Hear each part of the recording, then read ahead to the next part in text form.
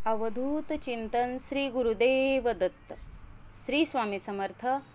तुमचे सर्वांचे माझ्या यूट्यूब चॅनलमध्ये खूप खूप स्वागत. तुमच्या सर्वांच्या इच्छा मनोकामना पूर्ण होत हीच स्वामी महाराजांच्या चरणी प्रार्थना करते आणि आजच्या आपल्या एका नवीन व्हिडिओला सुरुवात करते.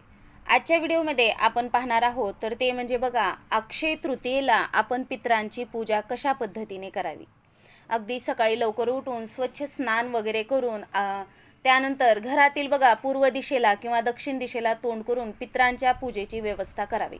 जमिनीवरती पिवळे वस्त्र पसरून त्यावर पितरांचे प्रतीक म्हणून तांदूळाचा एक ढीग किंवा चांदीचे किंवा पितळेचे पात्र ठेवावे. त्या तांदळावर किंवा पात्रावर गंध, फूल, धूप, दीप आणि नैवेद्य अर्पण करावा. नैवेद्यात गोड पदार्थ, पाणी, दूध, मध यांचा समावेश असायलाच पाहिजे. आता पितरांच्या प्रसन्नतेसाठी ओम पितृभ्यो नमः हा जप तुम्ही 11 वेळा, 21 वेळा किंवा 108 वेळा म्हणावा. तुम्हाला शक्य होईल त्याप्रमाणे म्हणा. तुम्ही पितरांना गूळ, तूप आणि कणकेचे लाडू अर्पण करणे अत्यंत शुभ मानले जाते. सासू नसेल तर पूजा कशी करावी आपण त्याबद्दल बघूयात. आता बघा, जर तुम्हाला समजा सासू नसेल तर तिच्या आध्यात्मिक रूपात मनाने श्रद्धेने तिच्यासाठी पितृपूजा करावी. तिच्या पितरांना गोड नैवेद्य अर्पण करून सासूबाईच्या कुलपितरांना नमस्कार करून प्रार्थना करावी की त्यांना शांती लाभो.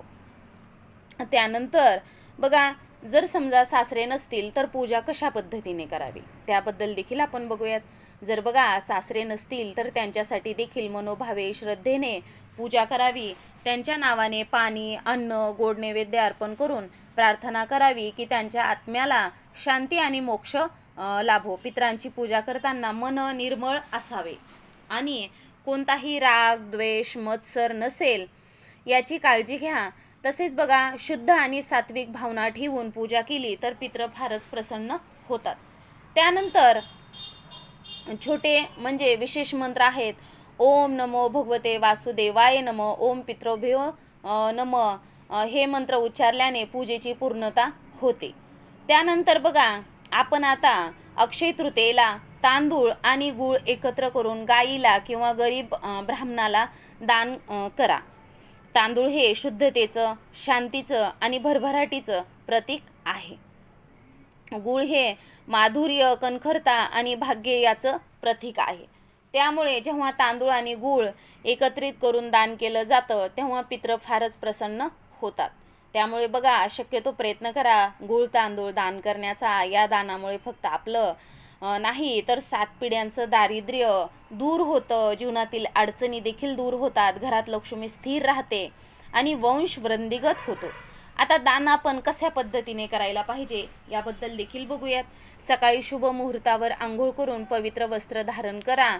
एक छोटंसं पात्र, आता पात्र म्हणजे बघा, तुम्ही डिश घ्या, प्लेट घ्या, तुम्हाला ज्या पद्धतीने घेणं होईल शक्य घ्या. त्यात तांदूळ भरा, त्यामध्ये गूळ मिक्स करा आणि हात जोडून आपल्या पितरांचं नामस्मरण करा आणि प्रार्थना करा. आता हे पितृगण, हे कुलदेवतागण, मी तुमच्यासाठी हे दान करत आहे. कृपा करून आम्हा सर्वांवर तुमचा कृपा आशीर्वाद राहू द्या. हे मिश्रण गाईला किंवा मग ब्राह्मणाला किंवा गरजू व्यक्तींना आदराने द्या. शक्य असेल तर थोडं पाणी किंवा दूधही दानात असू द्या आणि जर समजा तुम्हाला शक्य होत असेल तर थोडी दक्षिणा देखील ठेवा. एक गुप्त गोष्ट फार कमी लोकांना माहीत आहे बघा, तांदूळ आणि गूळ दान करताना मनातल्या मनात 7 वेळा ओम पितृदेवताय नमः हा मंत्र म्हणायचा आहे. आणि असं केल्याने बघा त्या दानाचं पुण्य सप्तपित्र म्हणजेच 7 पिढ्यांपर्यंत पोहोचतं. त्यामुळे हे दान करण्याला खूप महत्त्व आहे. दान करताना मनात आपल्याला म्हणायचं वाक्य, हे माझ्या कुलपित्रांनो, कुलदेवतांनो आणि सर्व दिवंगत आत्म्यांनो, या तांदळाचा आणि गुळाचा पवित्र दानस्वरूप अन्न तुमच्यापर्यंत पोहोचो. तुमचा आशीर्वाद आम्हा सर्व वंशावर सदैव राहो. आमचं घर, कुटुंब, वंश आणि 7 पिढ्या दारिद्र्य मुक्त, रोगमुक्त, कल्याणमय आणि समृद्ध होवोत. मला आणि माझ्या कुटुंबाला अखंड सुख, समृद्धी, आरोग्य आणि आनंद लाभो. ओम पितृदेवताय नमः, ओम सोधाय नमः. तांदूळ आणि गूळ हातात घ्या आणि डोळे बंद करा आणि वरील बघा तुम्ही प्रार्थना किंवा त्याच्या अर्थाची प्रार्थना भावपूर्ण मनाने बोला. नंतर ते तुम्ही गाईला आता तुम्हाला समजा ब्राह्मणाला देणं शक्य होत नसेल तर तुम्ही गाईला दिलं तरी देखील चालेल. गरजू व्यक्तीला दान करा. अधिक प्रभावासाठी एक देखील छोटी कृती आपण करू शकतो बघा. दान करताना पाय म्हणजे आपण आता बघा ओम पितृदेवताय नमः जप केला तर पित्र अधिक प्रसन्न होतात आणि दुप्पट आशीर्वाद आपल्याला देतात. तर अशा प्रकारे बघा अक्षय तृतीयेला आपण पितरांची पूजा कशा पद्धतीने करायची याचबद्दल अगदी सविस्तररित्या या व्हिडिओमध्ये जाणून घेतलेला आहे. तर तुम्हाला माझा हा व्हिडिओ आवडला असेल तर नक्कीच व्हिडिओला एक लाईक करा, शेअर करा आणि चॅनलला देखील सबस्क्राईब नक्कीच करा. आजची झालेली सेवा स्वामी महाराजांच्या चरणी अर्पण करते आणि माझा हा व्हिडिओ इथंच थांबवते. श्री स्वामी समर्थ. जय जय स्वामी समर्थ. धन्यवाद.